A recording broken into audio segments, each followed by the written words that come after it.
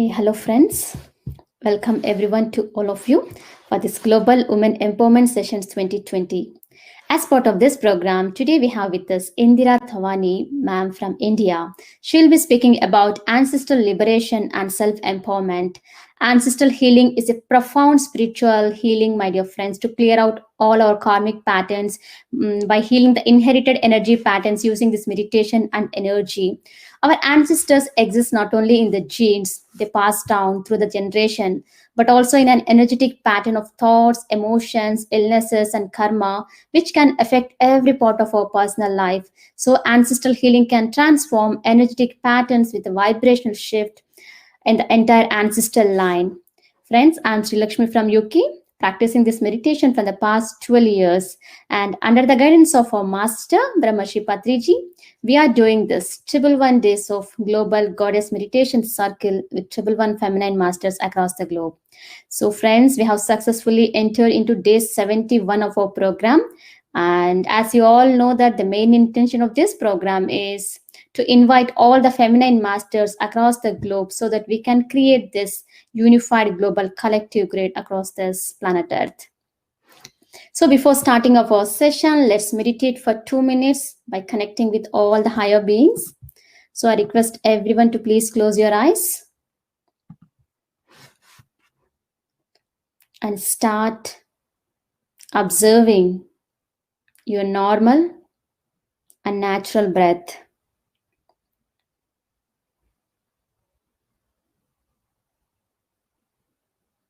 Now, let's invite all the divine goddesses' energies,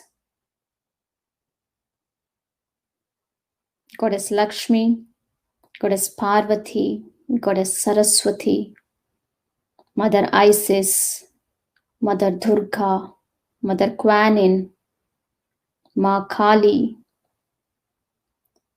Let's invite all the divine feminine masters in this universe, my dear friends.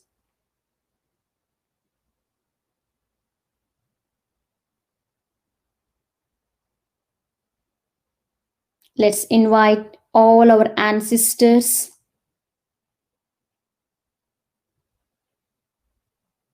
Let's connect with all of them and do meditation.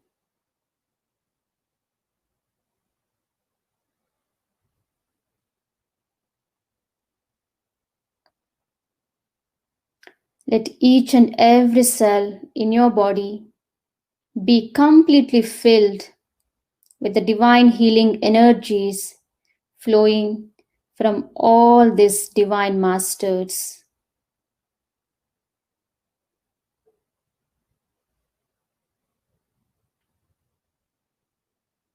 Completely silence your mind, my dear friends.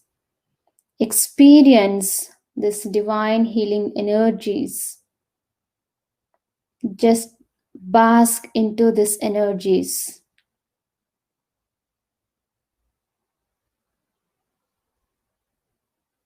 Now, let's send and radiate this love and compassionate energies to all the beings on this planet Earth.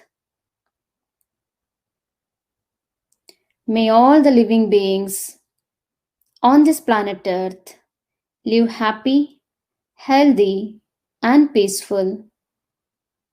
Let each and every person on this planet Earth become a meditator and a vegetarian for the highest and the greatest good of all.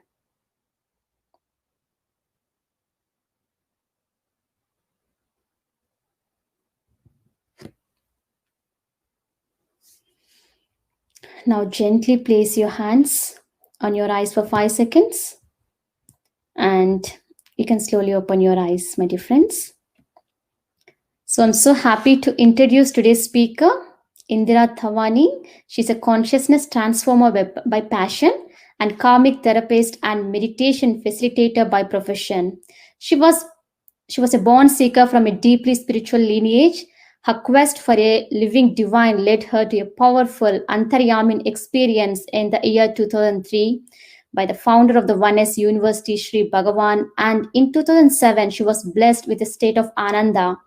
Ever since, she has served selflessly as a volunteer at their ashram with 50 to 60 monks, which has led her to deep experiential wisdom and given her an opportunity to impact the lives of countless individuals around the world, my dear friends. Her profound spiritual experience sharing has been covered on various media channels over the years, such as CNBC, Shankar, Astha, Jaya TV, and many more. She has been practicing this holistic healing now for 21 years and is trained by world renowned Dr. Brian Vass in New York for past life regression therapy and is the only such therapist in Gujarat. She also practices various healing modalities. It was during one of her therapist training with Dr. Lakshmi and Dr. Newton, she got to hear about Brahmarshi Patriji. She met Patriji in 2019 and had a powerful experience of Ananda as she connected to Krishna consciousness during his flute meditation. And it was this same profound experience that has connected her to PSSM and has re-energized her vision to purpose of life by discovering Dhyan as a powerful mode of self-transformation. Indiraji is a firm believer of our deep connection with our ancestors. She has been volunteering since 2013 in a temple of ancestral liberation in the southern part of India, where she has experienced for herself how her life and the lives of all those intended to heal ancestral issues could empower their own lives. And this is that she is going to share with us today on talk on ancestral liberation and self-empowerment, my dear friends. So without further ado, welcome her. Hi, Indiraji. Namaste, everyone. It's so good to be here again on this beautiful PSSM platform. And my heartfelt gratitude to Brahma Rishi Pitama Patriji for this opportunity. I would also like to thank you, Sri Lakshmi ji, for inviting me to this wonderful program of yours of the Global Goddesses Meditation Circle. I've been seeing it, and it's wonderful to be a part of this community to contribute to our own tribe. And my topic for today, friends, as Sri Lakshmi has already mentioned, is ancestral liberation for self-empowerment. This topic is extremely close to my heart because I've spent many years working for ancestral liberation for a number of families in the southern part of India in a particular temple. I have seen phenomenal changes happening in individuals' and families' lives when they pray for the liberation of their ancestors. And today's topic is very much connected to those experiences of mine. It's nothing that I've got from any books, but completely a living experience. And as you know, when I got the date from Sri Lakshmi for this topic, it was unbelievable. It seemed like a synchronicity because today happens to be the birthday of an ancestor who was very dear to me, my grandfather, and I dedicate today's session to him.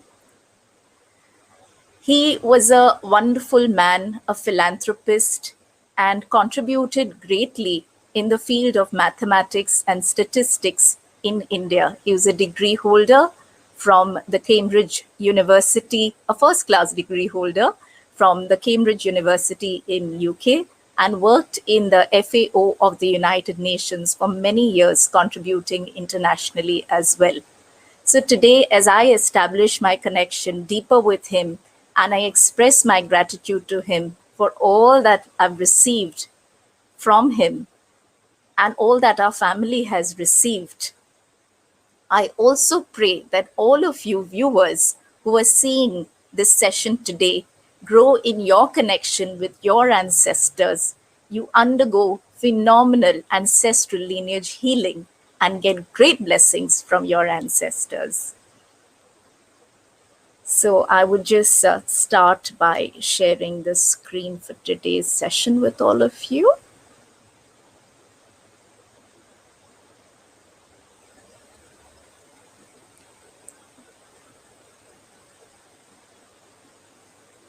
So that's my grandfather there, who I'm going to dedicate the session to. And So we'll start by understanding what our connection is with our ancestors.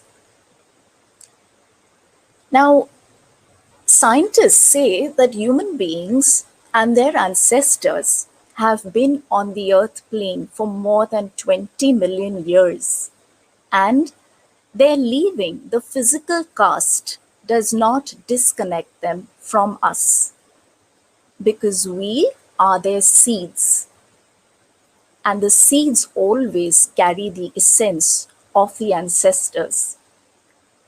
Over all these hundreds and thousands of years, generations of ancestors have passed on to us some gifts or the other. They have passed on even their traits, they have passed on their experiences. Experiences which are passed on from lifetime to lifetime through generations come down to us as epigenetic tendencies.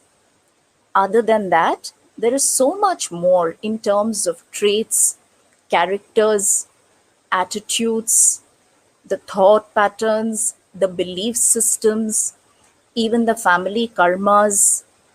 Innumerable passing down happens from generation to generation.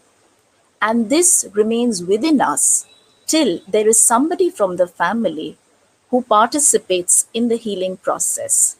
As the healing happens not only for the individual, but the entire ancestral lineage as well as the following generations. So, as we understand that it is so deeply connected, the entire connection in the preceding generations and the following generations, we must participate in this healing process because it is liberating the entire lineage, and the contribution is a very, very valuable contribution. It contributes to huge satkarma for that person who is indulging in the process. As you can see here, even the women in the family, they contribute tremendously to this healing process. You can see over here on the top right hand side, there's a little quote there that I've put. Every woman who heals herself heals all the women who came before her and all the women who come after her. So here, friends, all my women friends, you are all going to play a very, very important role. You're not only empowering yourself, you're empowering all the women, your grandmother, your great grandmother, and all the women right through the ancestral lineage. And yes, you're passing down beautiful, positive sanskaras to the children who come into the family and the women folk children as well. Again, trauma also travels through the family line, as it says on the top, on the bottom right hand side, till someone is ready to heal. Your ancestors and descendants celebrate every time you do the work because the energetic connection is so deep. They always receive whatever work you are doing and they express their gratitude to you in the form of blessings. So, as these blessings pour in, you will see your life changing phenomenally. Wherever you have been stuck in certain problems since a long time, those problems will start easing out. And these problems start easing out at all levels, be they physical, be they relationship, be you stuck in any kind of business issues. At all levels, healing happens. So, this connection is really a very, very deep connection. And in this lineage, even if one person was missing, my friends, we would not be here. So it's not only the ancestors who we know and who we had a physical connection with, but it is all those ancestors who we have not known as well. It's the entire, completely the entire lineage. So we must express gratitude to even the generations way beyond because we are carrying traits of all of them in some form or the other. We must also be very, very grateful to the woman in the family plays such an important role. It is through them that this lineage is created, my friends. And it is through her sacred womb that the divine feminine awakens. And the whole process is an extremely spiritual one, right from the moment of conception to pregnancy to childbirth. The woman is actually connected to both the realms, the spiritual realm, the world of spirits, as well as the physical dimension. And there's a lot of healing that she undergoes in the process. And that healing obviously passes down to the generations, the following generations, as well as the ancestors. So she truly is a goddess right through those months, a creative goddess. And we owe a lot to her. We owe a lot to our mothers, all the women in the family, for whatever we are today in terms of our name, our appearance, our behavior, our body structure, and so much more. Even materially, whatever we inherit, the comforts that we enjoy, there is so much that is given to us by our ancestors. But do we really recognize this? Do we really appreciate? Do we really get into the depth of the gratitude? That is what we need to check. And if we do, you will see that life moves for you very, very smoothly. Because when we have their blessings from a realm that is beyond, it has tremendous power, my friends, because that is where we actually come from. We belong to that absolutely infinite realm where we draw our energy from. And they, as they go up in the higher planes with their healing happening, they bless us more and more. And the power and its strength can be seen in changes in our lives. So, dear friends, you also need to understand that this female goddess, at the time when she is pregnant, is also invoking the birth shaman in herself, and she undergoes tremendous learning. The amount of her learning that she undergoes during this phase is equal to many, many lives of learning. So, for a man, he would not be able to avail of this huge advantage. So, it is a number of higher souls that we see who take this form and who really benefit from the sacredness and the contribution to the entire generation and humankind. And she also imbibes in herself the wisdom that many women over the generation have passed on to her during this phase. It's women in her family, it's many other women, it's even the wisdom of her past life mothers. All that wisdom is passed on to her in an energetic manner. And if at this time her husband gives her tremendous support, it turns out to be a very beautiful process where both of them together can actually give birth to a very divine child and can contribute so beautifully to the entire generations that follow through. So, the entire process, as you can see, of pregnancy and birth is actually a very powerful process. And it needs to be done consciously, my friends. You need to make choices very, very consciously. Because as you can see, how it could really impact so many generations. And when the ancestral lineage gets healed, that in turn contributes to a healing of mankind as a whole.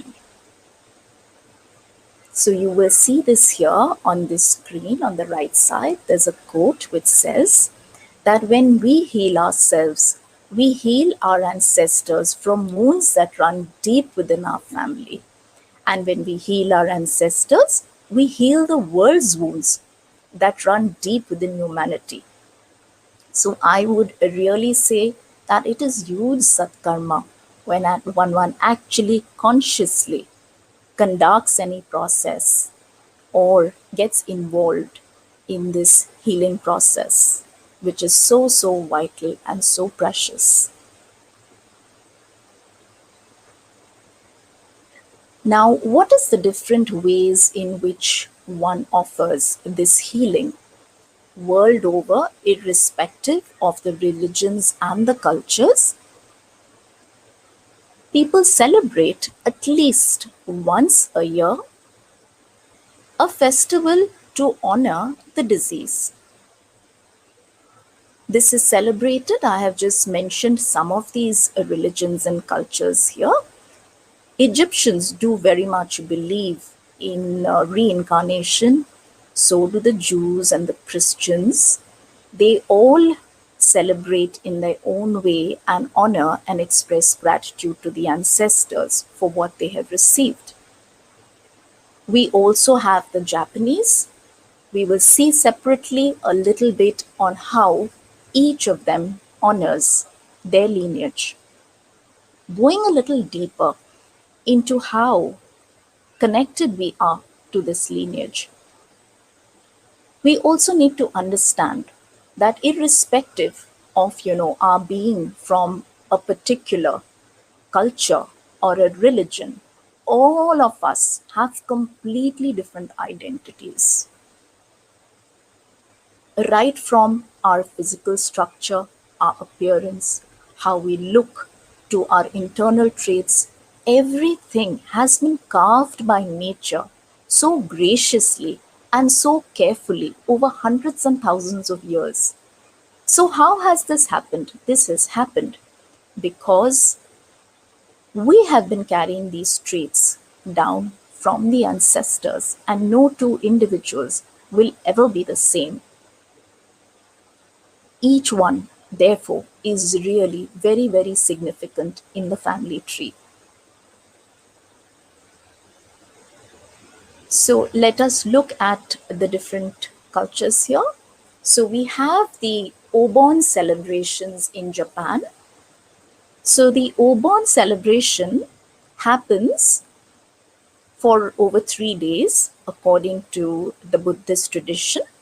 And in Japan, you see these beautiful lanterns in this picture, which they float on running water to honor their ancestors. This is done during sunset time, and it is an expression of gratitude as well.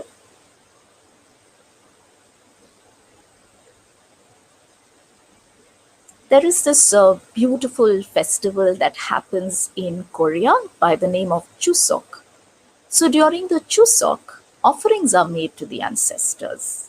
Offerings are made in the form of food, drinks of various kinds, water, and the Chuseok also signifies a celebration of abundant harvest, and an intention is taken by the Koreans for further progress in the harvest for the following year. Now, Galungan is a celebration that happens in Bali, and regarding Bali, I would like to share an experience of mine when I went there. I went around the same time when Galungan had just about finished. And it was so beautiful to see how the entire place was decorated.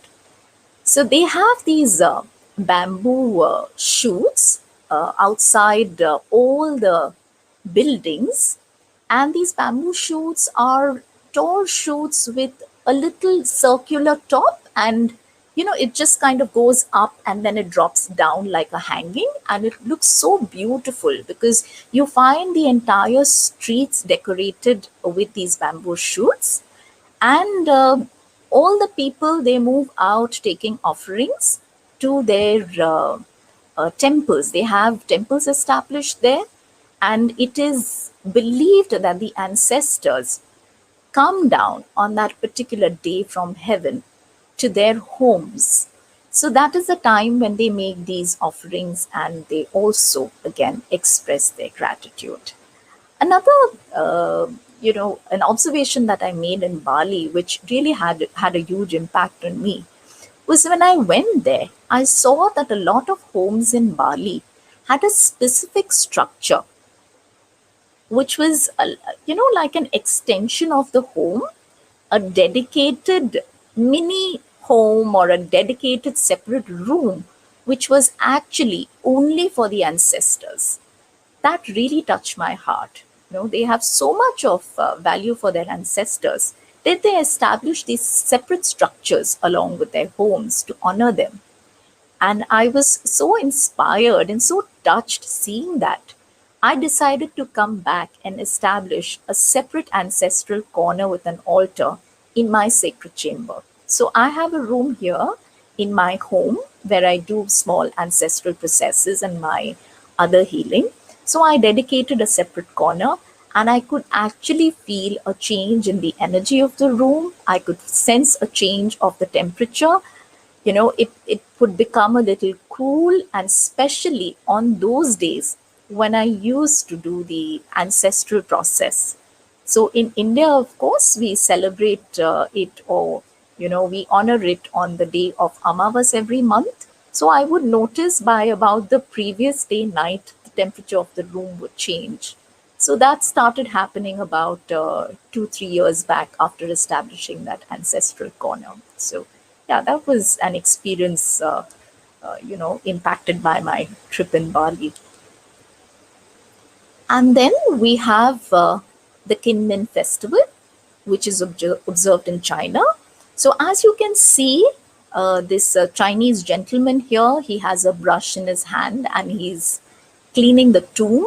So there, people go to the tombs of their ancestors and they clean them up, and they just make offerings of food, and yes, also paper notes. They make paper note offerings there, and sometimes they even burn it up and offer it. So that's their method of, appeasing their ancestors and expressing their gratitude. And of course, in India, we celebrate the Mahalaya Amavas, a very powerful day to express our gratitude to our ancestors. And also, it is an important day to appease the ancestors, especially those ancestors who have had a very hard time in the last moments of death. So, if they have been going through some sort of pain or disturbance or some levels of you know, physical illness which has caused them tremendous, physical discomfort, those who have passed away in trauma, in accidents. So it helps to appease those souls, and rituals are done here in India for the same. And of course, with all of you today, I would be taking you through a meditative process, and through that, we will indulge in some ancestral healing.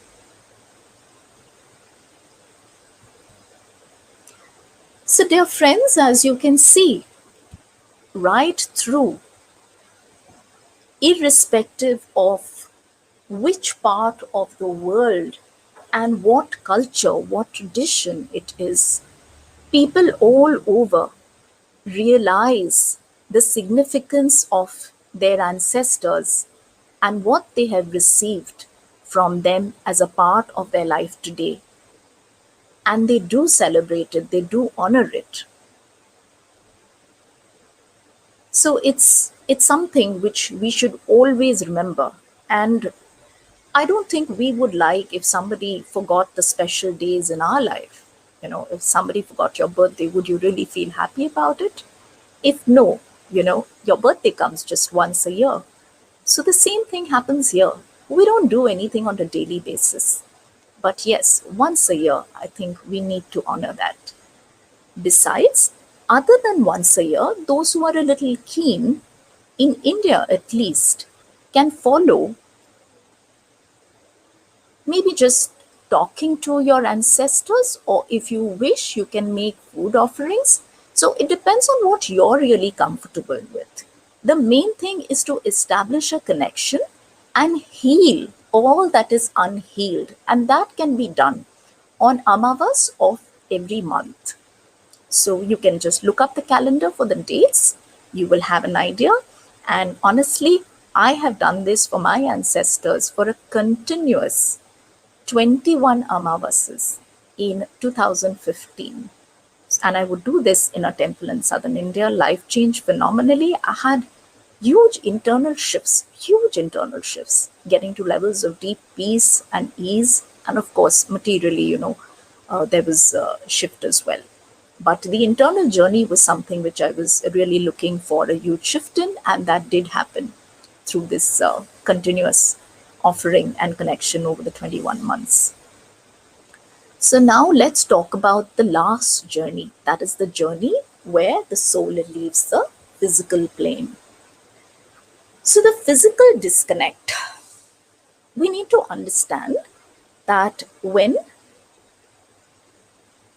the soul leaves the physical cast, the awareness does not come immediately.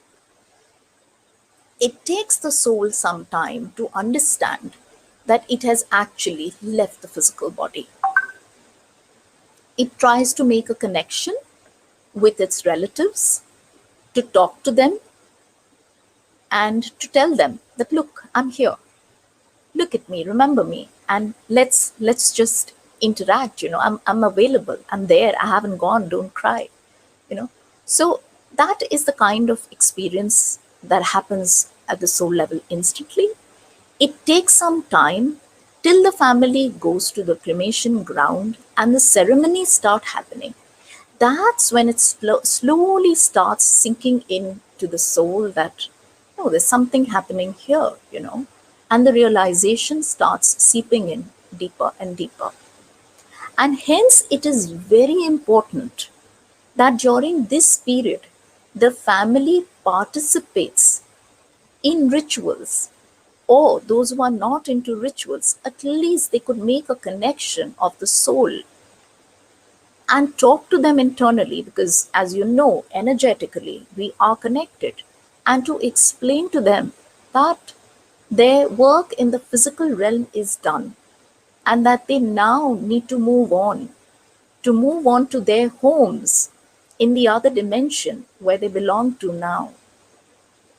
And when they do this, it really helps those souls. They move on and the journey becomes easier for them. They realize that their family is actually willing now to let them go. And this journey takes an approximate, I say an approximate, because there are other factors which I would not be getting into now. It could vary, the days could vary, but on an average, it takes about 11 days for the soul to journey into the other realm. Now, how the individual has lived through the entire lifespan plays an important role to decipher what kind of a journey it's going to be after it leaves the physical realm. So if the person has